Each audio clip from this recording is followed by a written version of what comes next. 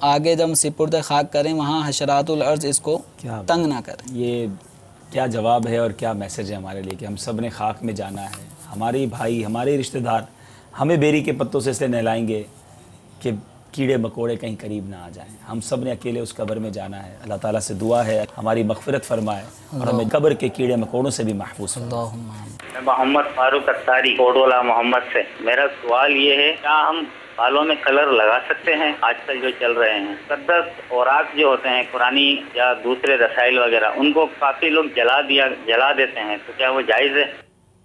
بالوں میں کلر لگا سکتے ہیں تو کون سا لگا سکتے ہیں؟ مقدس اوراق کو جلا سکتے ہیں یا نہیں؟ جی حضور کیا فرماتے ہیں؟ بالوں میں سیاہ رنگ کے علاوہ بقیہ رنگ کرنے کی اجازت ہے، لیکن جو آج کل رنگ برنگی فیشن چل پڑا ہے تو یہ اس سے بچنا چاہیے، اجتناب کریں۔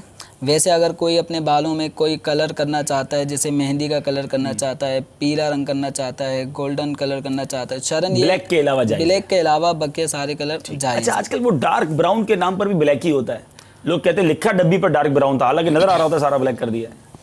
ہمارے یہاں کے جو ڈونکی کو اگر ہم کالی اور سفید لکیریں ڈال دیں تو وہ زیبرا نہیں بنتا، ٹھیک ہے۔ تو اسی طرح اگر وہ کلر بلیک ہے اس پہ گولڈن اس پہ لکھ دیا جائے کہ وہ براؤن، تو وہ براؤن ہو نہیں جائے گا۔ اصل یہ کہ وہ کلر کون سا لے کر آتا ہے، اگر وہ بلیک کلر ہی لے کر آ رہا ہے تو براؤن لکھنے سے وہ براؤن نہیں ہوا۔ اصل اس کا امپیکٹ کیا پڑ رہا ہے، فرق کیا، کلر کون سا آ رہا ہے، اس پر انحصار ہوگا۔ یہ بتائیے یہ مقدس اوراق کا کیا کرنا چاہیے؟ کچھ لوگ جلاتے ہیں، کچھ لوگ دفناتے ہیں، کچھ لوگ پانی میں ڈالتے ہیں۔ سب سے بہتر طریقہ اس میں یہی ہے کہ اس کو زمین میں گڑھا کر کے اس میں دبایا جائے، ادب و احترام کے ساتھ اوپر سے سلیب ڈال دیں اور کوئی ایسا تحریر لگا دیں کہ اس میں مقدس اوراق ہیں، تاکہ احتیاط رہے، یہ نہ ہو کہ کوئی کھو دے اس کو رستہ بنا دے کچھ کرے، تو اس چیز کی احتیاط کرے۔ پانی میں بھی اس کو ڈالا جا سکتا ہے، جہاں اس کی اجازت ہو تو وہاں پانی میں بھی اس کو ڈالا جا سکتا ہے، لیکن جلانے کا عمل جائز نہیں۔ اور اس کے بعد اللہ عز و جل کی حضور ہچکیوں اور آہوں کے ساتھ مغفرت کی دعائیں اور التجائیں سلسلہ مناجات افطار کا انعقاد ہوا۔ اے کرم والے رب، تیرے گناہ گار، سیاہ کار، بدکار، غافل بندے تیری بارگاہ میں حاضر ہیں۔ یا ارحم الراحمین، خوش نصیب تیرے بندے اعتکاف کی سعادت پانے کے لیے مسجد میں حاضر ہیں۔ یا رب کریم، عبادت میں لگتا نہیں دل ہمارا، مولا عبادت میں لگتا نہیں دل ہمارا، ہیں عصیان میں بدمست ہم یا الہی، ہیں عصیان میں بدمست ہم یا الہی۔ تجھے تیری رحمت کا واسطہ دے رہے ہیں، تیرے حبیب صلی اللہ علیہ وسلم کے رخ روشن کا واسطہ، محبوب کے مقبول اعتکاف کا واسطہ،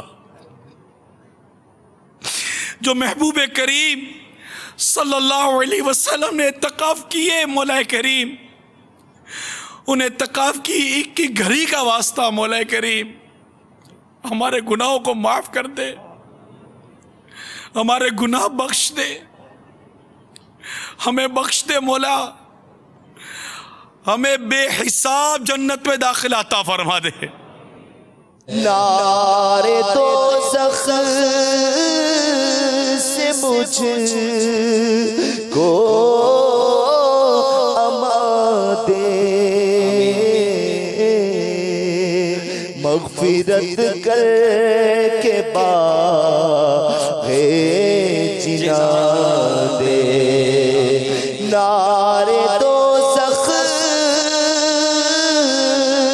سے مجھ کو امان دے، مغفرت کر کے باغ جنان دے، مغفرت کر کے باغ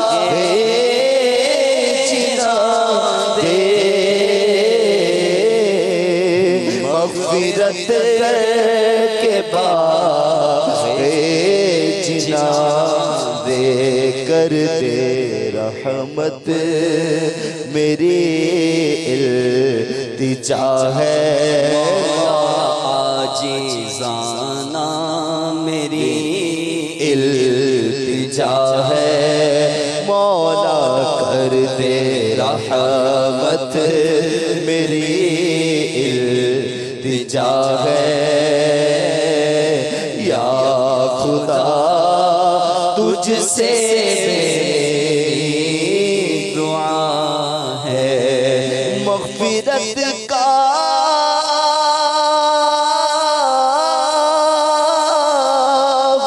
تجھ سے سوانی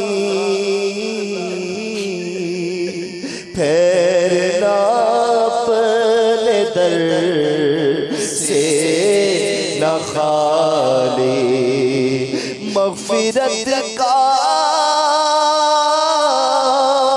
تجھ سے سوانی پھیرنا اپنے در سے نہ خالی مجھ گنہگار کی التجا ہے مولا مجھ گنہگار کی التجا ہے یا خدا تجھ سے میری دعا ہے یا خدا تجھ سے میری دعا ہے۔ اس کے بعد آپ نے ملاحظہ کیا سلسلہ کامیابی کا راستہ اور امیر اہل سنت دامت برکاتہم العالیہ کے ہمراہ عاشقان رسول کا طعام۔ السلام علیکم ورحمۃ اللہ وبرکاتہ۔ وعلیکم السلام ورحمۃ اللہ وبرکاتہ۔ کوئی ایسا وظیفہ بتا دے کہ نفس ہمارا سے ہماری جان چھوٹ جائے، ہمارا نفس مطمئنہ بن جائے، اس کے بارے میں آپ ہماری رہنمائی فرما دیجیے گا۔ السلام علیکم ورحمۃ اللہ وبرکاتہ۔ وعلیکم السلام ورحمۃ اللہ وبرکاتہ۔ سب سے بنیادی بات میرے پیارے اور میٹھے اسلامی بھائی یہ ہے کہ ہم دعا کی کثرت کریں۔ ہماری ایک تعداد ہے جو دعا کی کثرت نہیں کرتی، اگر کرتی ہے تو تھک جاتی ہے۔ کبھی بھی دعا کرتے ہوئے ہمیں اکتاہٹ نہیں ہونی چاہیے۔ اللہ تبارک و تعالیٰ سے ہمیں کثرت کے ساتھ دعا کرتے ہی رہنا چاہیے کہ اللہ تعالیٰ ہمیں نفس امارہ سے نجات عطا فرمائے اور ہمیں اچھی سے اچھی عادتوں کا خوگر بنائے، حتیٰ کہ ہمیں اللہ تعالیٰ نفس مطمئنہ یعنی ایک ایسی نفس جس سے اللہ بھی راضی اور وہ اللہ سے راضی، یا ایتھا النفس المطمئنہ، قرآن پاک میں اس کا ذکر بھی ہے، اے مطمئن نفس ارجعی الی ربک، لوٹ آ اپنے رب کی طرف، راضیۃ مرضیہ، وہ تجھ سے راضی تو اس سے راضی، فادخلی فی عبادی، داخل ہو جا میرے بندوں میں، تو داخل ہو جا میرے بندوں میں، وادخلی جنتی، اور داخل ہو جا میری جنت میں۔ یہ بس بڑی برکت کی بات ہے۔ مولا علی رضی اللہ تعالیٰ عنہ کی آج میں ان کا ذکر مبارک کرنے کی کوشش کر رہا ہوں۔ اللہ تعالیٰ ان کی برکتوں سے ہمیں حصہ عطا فرمائے۔ کچھ ان کے فضائل بیان کروں گا۔ ایک بار کسی بھکاری نے کفار سے سوال کیا، انہوں نے مذاقاً امیر المومنین مولا کائنات مولا مشکل کشا شیر خدا کرم اللہ تعالی وجہ الکریم کے پاس اس سوال کرنے والے کو بھیج دیا جو کہ سامنے تشریف فرما تھے۔ اس نے حاضر ہو کر دست سوال دراز کیا۔ آپ کرم اللہ تعالی وجہ الکریم نے 10 بار درود شریف پڑھ کر اس کی ہتھیلی پر دم کر دیا اور فرمایا مٹھی بند کر لو۔ دم کیا ہوا؟ مٹھی بند کر لو، اور جن لوگوں نے بھیجا ہے ان کے سامنے جا کر کھول دو۔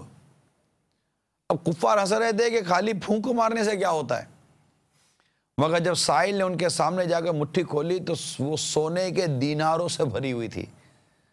یہ کرامت دے کر کئی کافر مسلمان ہو گئے۔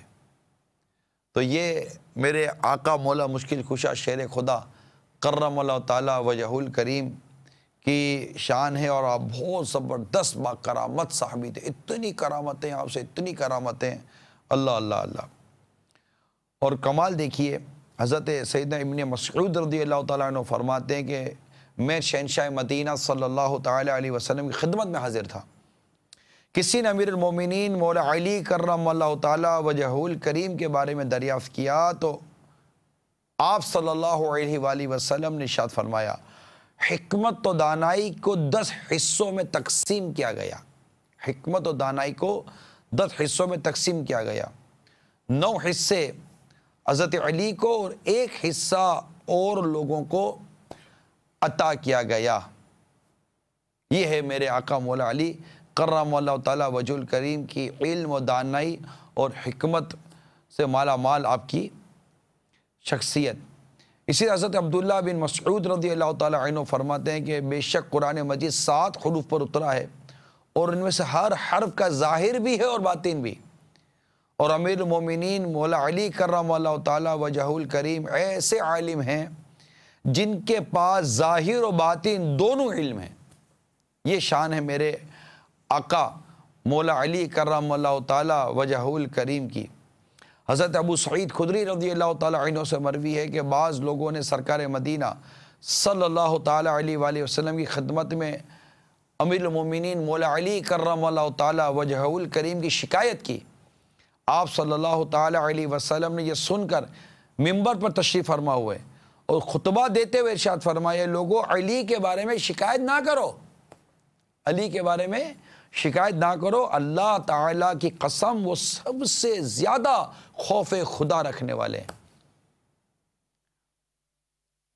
میرے آقا مولا علی کرم اللہ تعالیٰ وجہ الکریم کی تو کیا شان ہے کہ، اور آپ کے اتنے پیارے پیارے ارشادات ہیں، اتنے پیارے پیارے آپ کے انداز ہیں، اور اتنی خوبصورت سیرت ہے آپ کی، اور دنیا سے اتنی بے رغبتی اور ایسا درس دیتے ہیں ہم کو کہ حضرت سیدنا عبداللہ بن شریک رحمۃ اللہ تعالیٰ علیہ اپنے دادا سے روایت کرتے ہیں کہ ایک بار امیر المومنین مولا علی کرم اللہ تعالیٰ وجہ الکریم کو کسی نے فالودہ پیش کیا تو آپ نے اسے سامنے رکھ کر ارشاد فرمایا، بے شک تیری خوشبو، یعنی فالودے کو سامنے رکھ کر فرماتے بے شک تیری خوشبو عمدہ، رنگ اچھا اور ذائقہ لذیذ ہے، لیکن مجھے یہ پسند نہیں کہ میں اپنے نفس کو اس چیز کا عادی بناؤں جس کا وہ عادی نہیں۔ یہ ہے بہت خوبصورت بات۔ یہ جو نفس امارہ کا بھی جو ایک سوال آیا تھا کہ ہم نفس امارہ سے کیسے نجات پائیں، کیسے نفس مطمئنہ ہم پائیں، اس کے لیے نفس کے خلاف بہت سارے کام کرنے پڑتے ہیں، خواہشات کے خلاف کام کرنے پڑتے ہیں، تو ایک مقام اور ایک مرتبہ الحمدللہ ملنے والوں کو مل ہی جاتا ہے۔ تلاوت قرآن مجید کا یہ عالم تھا، اور یہ آپ کی کرامتوں میں اس کا شمار ہے کہ مولا علی کرم اللہ تعالیٰ وجہ الکریم بایاں پاؤں رکاب میں رکھ کر جو سواری کرتے ہیں گھوڑے پر، تو گھوڑے کی جو رکاب ہوتی ہے، گھوڑے کی رکاب میں رکھ کر قرآن مجید شروع فرماتے اور سیدھا پاؤں رکاب تک نہ پہنچتا کہ کلام شریف ختم ہو جاتا۔ یہ فتاوی رضویہ میں میرے اعلیٰ حضرت نے نقل کیا ہے۔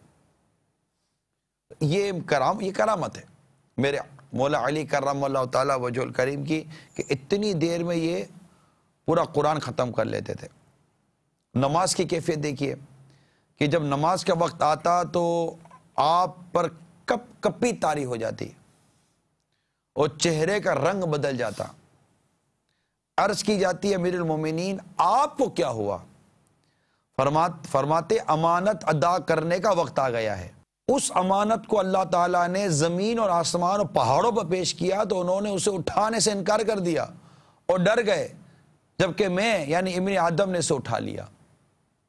یعنی اس میں ہمیں نماز کی اہمیت اور نماز کے بعد نمازی کی کیا کیفیت ہونی چاہیے کہ آیا کہ چہرے کا رنگ بدل جاتا، نماز ادا کرنے جا رہا ہوں، ہمیں تو یہ نہیں پتا ہوتا کہ امام صاحب نے رکعتیں کتنی بڑی ہیں، اور بالکل پورا شہر گھوم رہے ہوتے ہیں، سارے کام ہم کو نماز میں یاد آ رہے ہوتے ہیں، بھاگتے دوڑتے جیسے تیسے کچا پکا وضو کر کے نماز پڑھ رہے ہوتے ہیں، نماز بھی کہاں درست پڑھنے ہم کو آتی ہے۔ میرا سوال یہ ہے کہ کیا اسلام میں پسند کی شادی کرنا جائز ہے؟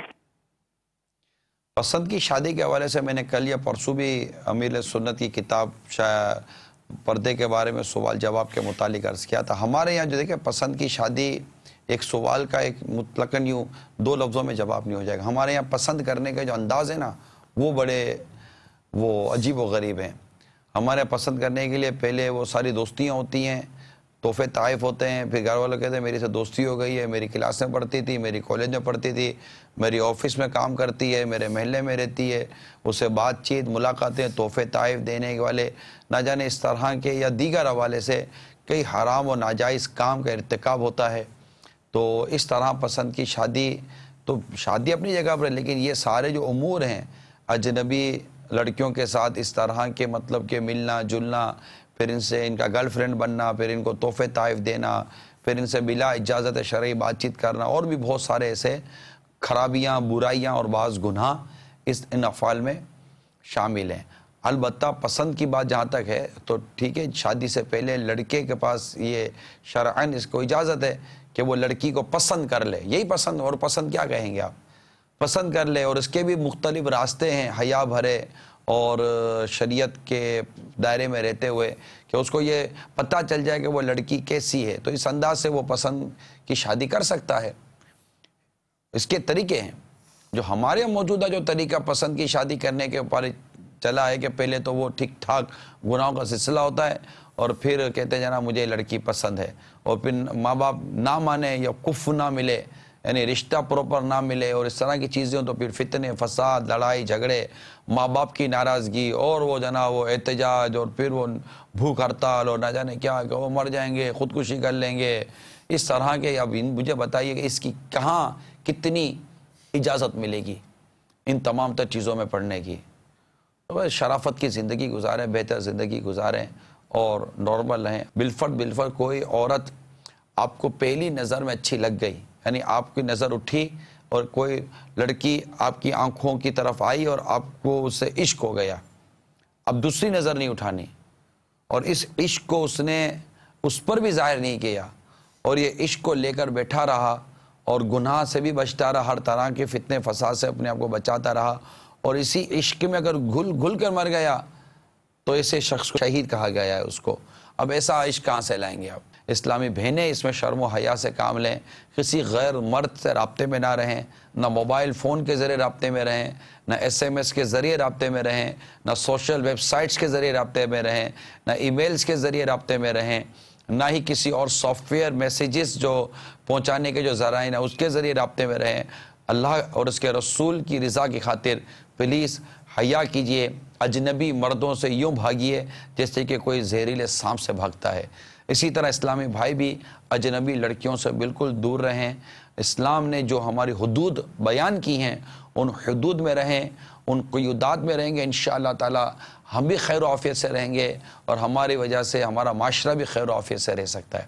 فیضان رمضان ہے، فیضان رمضان، فیضان رمضان ہے، فیضان رمضان، رمضان کا مہینہ رحمت لٹا رہا ہے، رمضان کا مہینہ رحمت لٹا رہا ہے، ہر کوئی اس کی برکت سے فیض پا رہا ہے۔ فیضان رمضان ہے، فیضان رمضان، فیضان رمضان ہے، فیضان رمضان۔ پھر آپ نے ملاحظہ کیا تلاوت اور نعت کے بعد امیر اہل سنت دامت برکاتہم العالیہ کا امت پر گہر افشانی سے لبریز مدنی مذاکرہ۔ حضرت علی رضی اللہ تعالیٰ عنہ کو مشکل کشا کس لیے کہا جاتا ہے؟ مشکل کشا اس لیے کہا جاتا ہے کہ یہ مشکل کشا ہے، مشکل کشائی کرتے ہیں، اور اس کی تو ویسے دنیا میں بہت ساری مثال ہے کہ ان کو قرض ہو گیا اور کسی نے ہمارا قرض جو ہے یہ معاف کر دیا، یا کسی نے سفارش کر دی، سمجھو اس نے معاف کر دیا، یا ہمیں کوئی رقم تحفے میں دے دی اور ہم نے قرض ادا کر دیا، تو جس نے تحفے میں ہمیں رقم دی وہ ہمارا مشکل کشا ہوا یا نہیں، کہ اس نے ہماری مشکل کشائی کر دی کہ ہمارا قرضے کا بار سر سے اتر گیا۔ اب جیسے کہ ہمارے یہاں باب المدینہ میں بورڈ لگے ہوئے ہوتے ہیں، مددگار پولیس، اس طرح کے بورڈ لگے ہوتے ہیں، 15 نمبر فون نمبر لکھا ہوتا ہے، تو یہ پولیس مدد کرتے ہیں نا۔ پھر یہ کہ انصار اور مہاجر تو سبھی جانتے ہوں گے، تو جو ہجرت کر کے مدینہ شریف پہنچے مکہ مکرمہ سے صحابہ کرام، وہ مہاجر کہلائے، اور جنہوں نے ان کی مدد کی، اپنا آدھا سامان دے دیا، آدھا مال دیا نا ان کو، تو یہ سب انصار کہلائے۔ انصار کے لفظی معنی ہے مددگار۔ تو انہوں نے اس آڑے وقت میں، مشکل وقت میں صحابہ کرام علیہم الرضوان کی مدد کی، مشکل کشائی کی، اس لیے ان کو انصار کا لقب ملا، اور صحابہ کرام جو مدینے میں تھے وہ انصار کہلائے۔ یہ تو شروع کے اسباق ہیں، بہت سارے کہ بچے بھی شاید اس کو سمجھتے ہوں گے۔ تو یوں کسی کی مشکل جو حل کرے، مدد کرے، وہ ایک طرح سے مشکل کشا کہلایا۔ تو مولا مشکل کشا علی المرتضیٰ کرم اللہ تعالی وجہ الکریم کو اس لیے ہم مشکل کشا کہتے ہیں، مدد کرنے والا کہتے ہیں۔ یہ کرامت شیر خدا میں صفحہ 77 پر ایک سوال ہے، یا علی مدد کہنے کی صراحت کے ساتھ اگر دلیل مل جائے تو مدینہ مدینہ۔ چنانچہ میرے آقا اعلی حضرت امام اہل سنت مجدد دین و ملت مولانا شاہ امام احمد رضا خان علیہ رحمت الرحمن فتاوی رضویہ مخرجہ جلد 9 صفحہ 821 تا 822 پر لکھتے ہیں، شاہ محمد گوالیاری علیہ رحمت اللہ الباری کی کتاب جواہر خمسہ، جس کے وظائف کی جید بزرگ اولیاء کرام رحمہم اللہ السلام نے اجازتیں دیں، جن میں شاہ ولی اللہ محدث دہلوی بھی شامل ہے۔ اس کتاب میں ہے ناد علی ہفت بار یا سہ بار یا یک بار بخوانداؤ این است، یعنی 7 بار یا 3 بار یا 1 بار ناد علی پڑھے، اور وہ یہ ہے: ناد علی مظہر العجائب تجدہ عونا لک فی النوائب کل ہم و غم سینجلی بولایتک یا علی یا علی یا علی۔ ترجمہ: حضرت علی کو پکار جو عجائب کے مظہر ہیں، یعنی جن سے عجیب باتیں ظاہر ہوتی ہیں، انہیں تمام مصیبتوں میں اپنا مددگار پائے گا، ہر رنج و غم دور ہو جائے گا آپ کرم اللہ تعالی وجہ الکریم کی ولایت سے، یا علی یا علی یا علی۔ تو یہ مدد کر سکتے ہیں، مشکل کشائی کر سکتے ہیں، اور اس کی اللہ تعالی نے ان کو طاقت بخشی ہے۔ اور سبھی اولیاء کرام، انبیاء کرام، خود ہمارے آقا صلی اللہ تعالی علیہ وآلہ وسلم مدد فرماتے ہیں اللہ کی عطا سے۔ اعلیٰ حضرت رحمت اللہ تعالی علیہ مزید فرماتے ہیں، اگر مولا علی کو مشکل کشا ماننا، مصیبت کے وقت مددگار جاننا، ہنگام غم و تکلیف، یعنی وقت غم و تکلیف اس جناب کو ندا کرنا، یعنی پکارنا یا علی کا دم بھرنا شرک ہو، تو معاذ اللہ یہ سارے اولیاء کرام کفار و مشرکین ٹھہرے، اور سب سے بڑھ کر بھاری مشرک، کٹر کافر، عیاذاً باللہ، یعنی اللہ کی پناہ، شاہ ولی اللہ ہوں جو مشرکوں کو اولیاء جانتے، العیاذ باللہ رب العالمین، ولا حول ولا قوت الا باللہ الحق المبین۔ مسلمان دیکھیں کہ یا علی کہنے کو شرک ٹھہرانے کی کیا سزا ملی۔ نہ ناحق مسلمانوں کو مشرک کہتے، نہ اگلوں پچھلوں کے مشرک بننے کی مصیبت سہتے۔ اس سے یہی بہتر کہ راہ راست پر آئیں، سچے مسلمانوں کو مشرک نہ بنائیں، ورنہ اپنوں کے ایمان کی فکر فرمائیں۔ تو بہرحال یہ کہ مولا مشکل کشا علی المرتضیٰ کرم اللہ تعالی وجہہ الکریم کہہ سکتے ہیں۔ مشکل کشا کہنے میں کوئی حرج نہیں ہے، بہت سارے دلائل اس کتاب میں ہے۔ چھوٹی سی کتاب ہے کرامات شیر خدا، اس کا تقریباً سمجھو آدھا حصہ سوالن جواباً، یعنی کہ اس کتاب کا صفحہ 56 سے غیر اللہ سے مدد مانگنے کے بارے میں سوال جواب یہ دیا ہوا ہے، اور یہ تقریباً 95 صفحے تک بکھرے ہوئے، وسوسے آتے رہیں گے، جواب انشاءاللہ اس کا ملتا رہے گا۔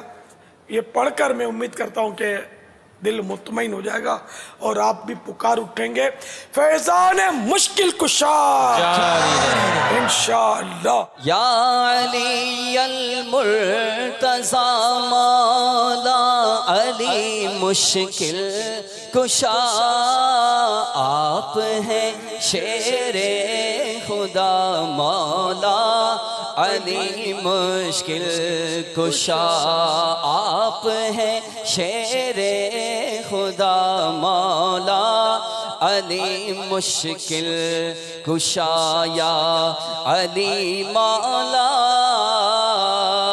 یا علی مولا مدد کر، یا علی مولا یا علی مولا، کسی کا میں ہوں مولا اس کے مولا ہے علی، جس کسی کا میں ہوں مولا اس کے مولا ہے علی، ہے یہ قول مصطفیٰ مولا علی مشکل کشا، یا علی مولا۔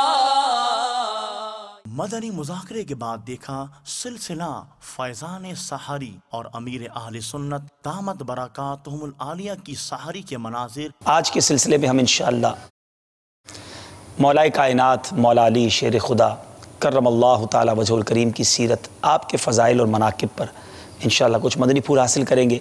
آج ہمارا موضوع ہوگا فضائل مولا علی کرم اللہ تعالی وجہ الکریم۔ والد نے آپ کا نام علی رکھا اور حضور پر نور شافع یوم النشور صلی اللہ تعالی علیہ وسلم نے آپ کو اسد اللہ کے لقب سے نوازا۔ اس کے علاوہ مرتضی یعنی چنا ہوا، کرار یعنی پلٹ پلٹ کر حملہ کرنے والا، شیر خدا اور مشکل کشا آپ رضی اللہ تعالیٰ عنہ کے مشہور القابات ہیں۔ آپ کرم اللہ تعالی وجہ الکریم مکی مدنی مصطفیٰ صلی اللہ تعالی علیہ وسلم کے چچا زاد بھائی ہیں۔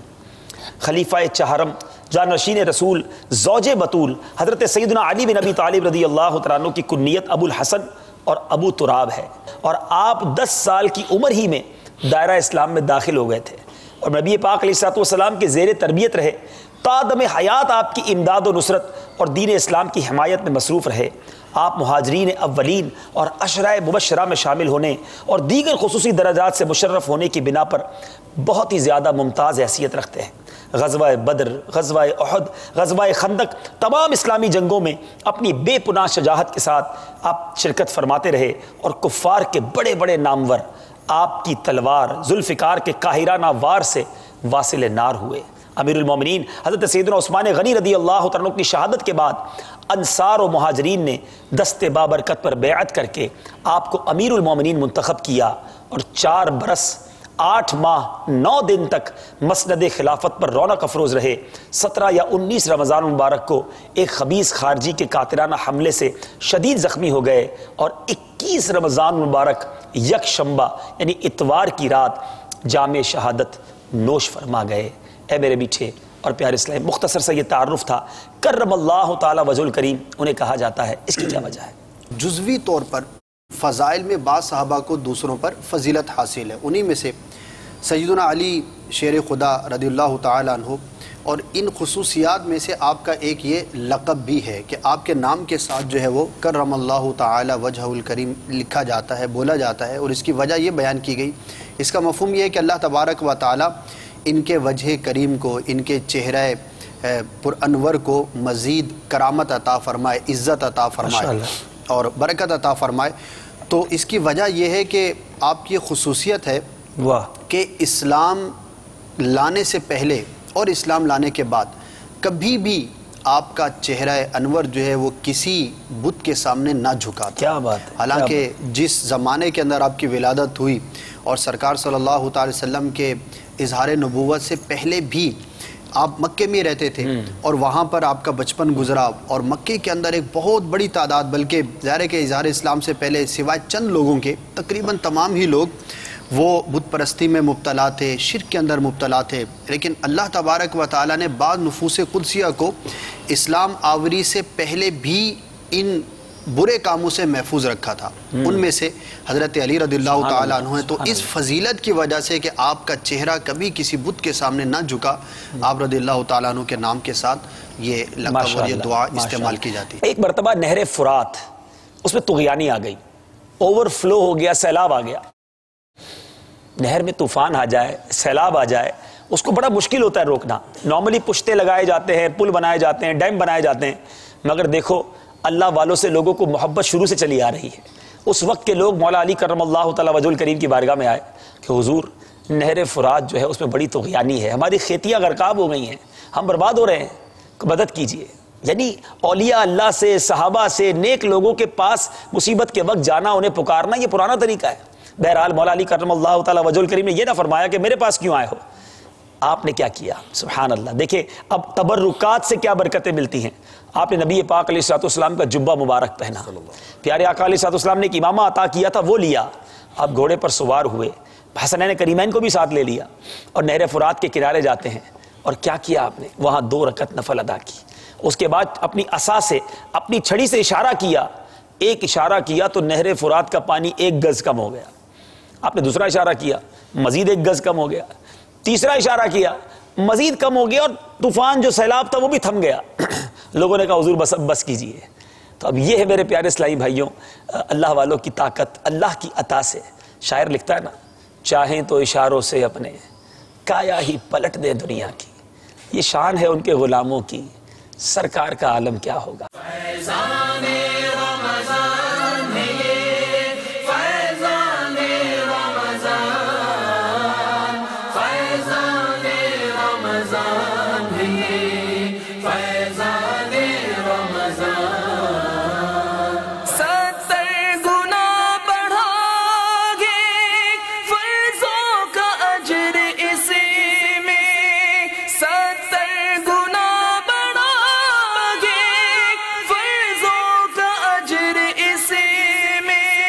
نفلوں کا اجر فرضوں جیسا دلا رہا ہے. فیضان رمضان ہے، فیضان رمضان، فیضان رمضان ہے، فیضان رمضان. اور ٹرانسمیشن کی آخر میں ملاحظہ کیا USA اور کینیڈا کے ناظرین کے لیے پیش کیا جانے والا سلسلہ. مجھ بتائیں ہمیں what are the rights of children? Children are a great ni'mat and a gift of Almighty Allah Azza wa Jal. Those who don't have children, if you go and ask them, and you would learn that how sad they are and how incomplete they are. We see these people running around everywhere trying to use medicines, taking advice from medical experts, going to pious people, taking taweez, reading wazifas, so they can have children. And when person gets a child brings a lot of blessings, in the family. Aqā du Alam sallallahu alayhi wa sallam says, Hazrat Imam Abdul Wahab Sha'rani mentions this hadith mubarakah in Kashful Ghumma, that Nabi Akram sallallahu alayhi wa sallam has said, إِذَا وُلِدَتْ لِلرَّجُلِ جَارِيَةٌ, when a baby girl is born in someone's house, بَعَثَ اللَّهُ تَعَالَى لَهَا مَلَائِكَةً, Allah subhanahu wa ta'ala sends angels on the birth of baby girl from the skies. So they descend, they come down in that house where a baby girl is born. يَزِفُّونَ الْبَرَكَةَ زَفًّا, those angels, they bring barakat in that house. Subhanallah. So when a baby girl is born in a house, Allah Ta'ala sends the gift of barakah in that house with the angels. Subhanallah. Some families, if the woman is giving birth to girls and there's no boy, they'll force the man to marry another woman. Just because of that. So maybe he can get a son from another woman, or divorce that woman because she can't give you son.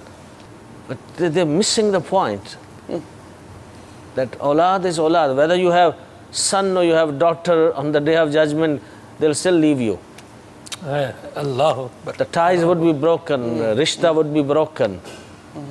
And even in the dunya, the daughters would look after parents more than sons. True. Allah. True. Allah. The comfort, the peace, that, the coolness of eyes that one would experience in this dunya would be coming more from daughters than the sons. Sons are too busy with business. They're exposed to outer world. They're traveling. They spend hours and hours.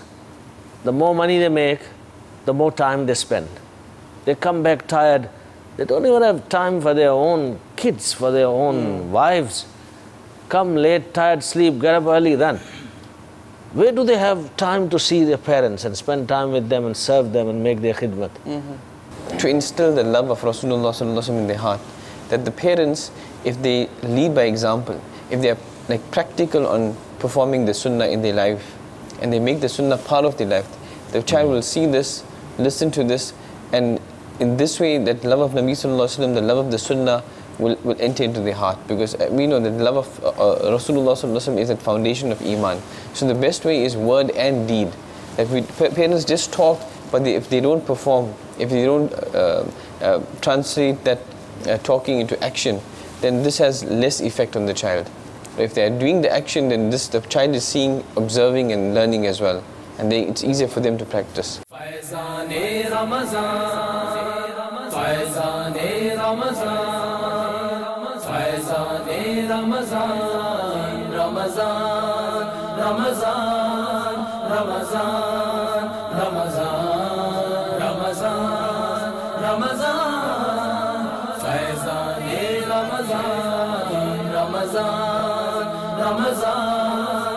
Ramazan